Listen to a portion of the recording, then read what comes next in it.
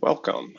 We're going to do a quick overview of NotebookLM, which is a specialized AI tool by Google that enables you to do some things that have been pretty attractive to a number of people. So you can create multiple notebooks, and here is one of mine about French bread making.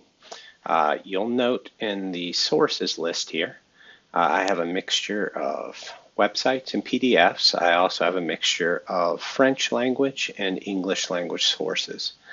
If I click add, you can get an idea of how and what you can add. So you can upload files from your computer of particular types. You can connect into Google Drive or link in particular websites and YouTube videos. You can also copy and paste text, or if you don't have sources, NotebookLM is happy to help you find them using the Discover Sources button. Once you have sources in here, you'll notice this check button. So any of the checked elements become source material for this interaction. So that is the defining characteristic here, is that NotebookLM only uses those sources to generate your answers. So if I ask it a question, in this case, how have historical shifts, legal frameworks, etc., shaped French bread's heritage? It's only going to reference these sources when creating its answer. So that helps prevent hallucinations. You'll also see that it's going to provide footnotes. Those footnotes are interactive. I can see a little snippet by mousing over the particular footnote, or I can click on it to expand and see it highlighted in the actual source context. So that kind of documentation enables you to make sure that the information is true, accurate, and complete, and just gives you some ability to do verification that would be really difficult in other tools. One other key factor that differentiates NotebookLM from typical chatbots is that this chat is not persistent. It doesn't save a copy of it for you to reference later. If you want to save any of this, you need to save it to a note.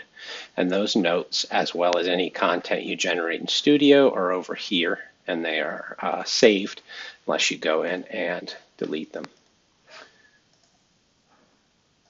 Now, you can certainly interact with this content in just the typical fashion that you will with the chatbot, but you can also say, like, engage me in Socratic dialogue, quiz me, all sorts of things like that that help you kind of work through the content in a different way.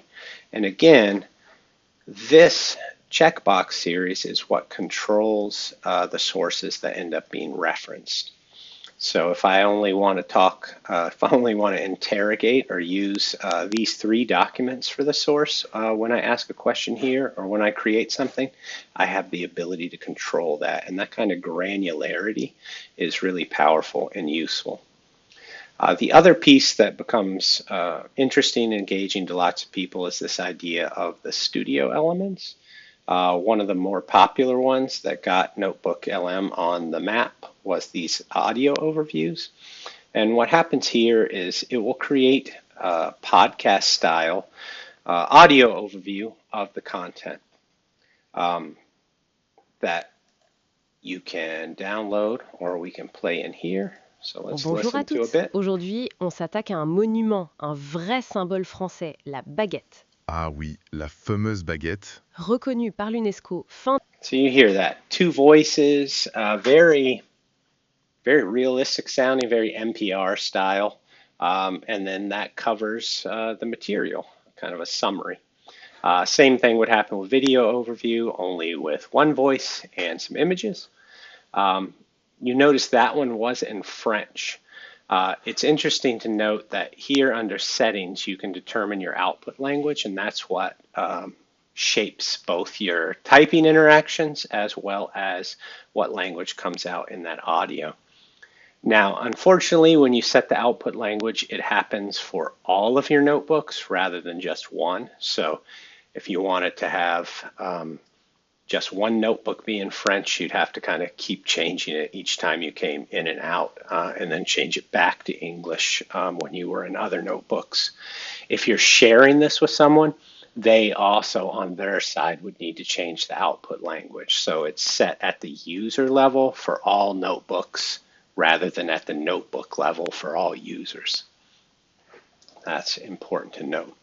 And if we listen to the English version, note here it's got this interactive mode. So I'm going to we're going to go there right off so we can hear it in English. And we'll have the ability to kind of interrupt them live and ask a new question. So it's pretty wild to see how this works. You know that sound, that amazing crackle when you break a fresh baguette and the smell, that warm, yeasty scent from a proper French bakery? It's just instantly recognizable, is it? Have you ever stopped, though, and really wondered what makes that French baguette, that quintessential one, so incredibly special? Oh, hey there, how can we help? How would you compare a baguette to a croissant in the important history of French bread? Oh, that's a fantastic question, and it really brings up a common misconception. Many people might think they share a similar ancient history. Yeah, you'd assume they're both these old classic French staples, right? Well, here's where it gets really interesting. While the baguette, as we know it, is relatively new, a 20th century phenomenon primarily. As we were just about to dive into, actually. Exactly. The croissant, believe it or not, is even newer in its French form.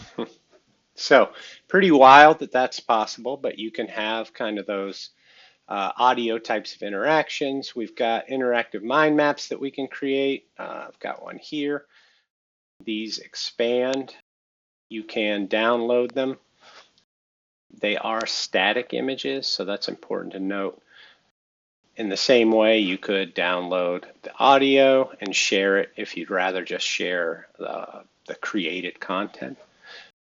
And we also have a variety of kind of built-in reports. Study guides are particularly interesting in that they tend to cover the subjects, they tend to create questions that you might consider, and vocabulary lists. Timelines may be particularly interesting in particular content areas as well. But that is a rough overview of what it does.